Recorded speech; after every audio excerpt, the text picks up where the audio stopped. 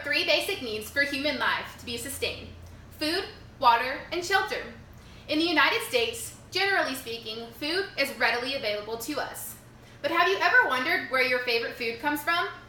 I want you to close your eyes and picture your perfect meal. Maybe it's a big juicy steak or light garlic pasta.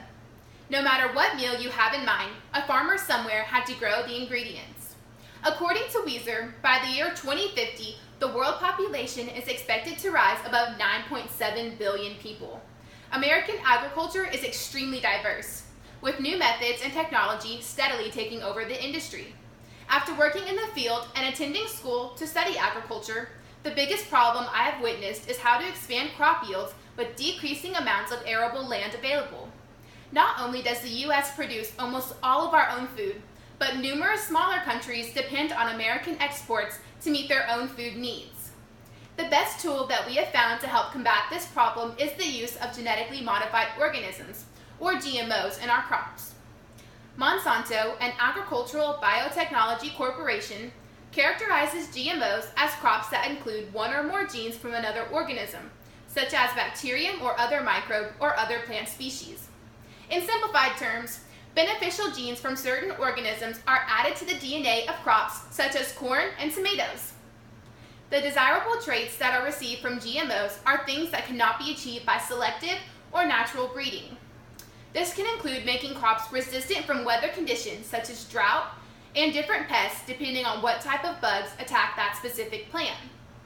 Though GMOs have been experimented with for over a decade, they have not been used by most American farmers because of consumer perception. The media has created a frenzy starting the organic movement for the past 5 years. However, the problem is not that there is something wrong with organic food, but instead the fact that organic growers take advantage of consumers by scaring them into thinking that they will be sick if they eat anything but organic. According to Wendell Studies, every major international agricultural organization has concluded from their research that GMOs are just as safe as organically grown crops. The hurdle to jump now is educating the public about the truth of GMOs, instead of letting the organic bias take control of the media, all the while fostering fear. If we as consumers can put aside our previously negative perceptions about GMOs, then the American farmer can start expanding their business by utilizing this technology. There are already countless products on the grocery shelves that are grown by using GMOs. In fact, you've probably already eaten some and not realized it. The ears of corn that you see in the produce department of Walmart or Kroger would not look the way they do if it was not for the use of GMOs. This is a halo orange, smaller than the regular orange. It is marketed as the perfect size for smaller children. But how did the farmer evolve the orange to make it smaller? Yep, you guessed it, GMOs. Out of thousands of studies conducted on GMOs, not one health complaint has come about. While this innovation is a giant step for American agriculture, farmers cannot profit from GMO crops as of now. This is because the food industry is ruled by its consumers.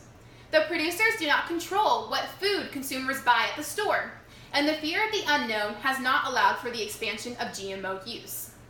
Food security should not be something that a single person must worry about, especially if there's something we can do to prevent it. Each generation only wants what's better for their successors, so why not start using these tools that we have now before it's too late?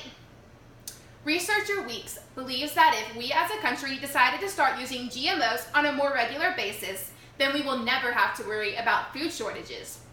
Genetically modified organisms are the best way to prevent food insecurity and keep up with the large food demand in the United States. Henry Miller states that when comparing organic versus genetically modified crops, the only difference is the method used to grow the plant. The only way to ensure that American agriculture stays the best in the world, we need to let go of the negative connotation we associate with GMOs. We should not fear genetically modified crops, but instead be organic producers that take advantage of you as a consumer. While many things in life come and go, agriculture will always stay strong because each one of us relies on a farmer to feed us every day. So the next time that you sit down for a nice dinner with your family, think about where your food comes from.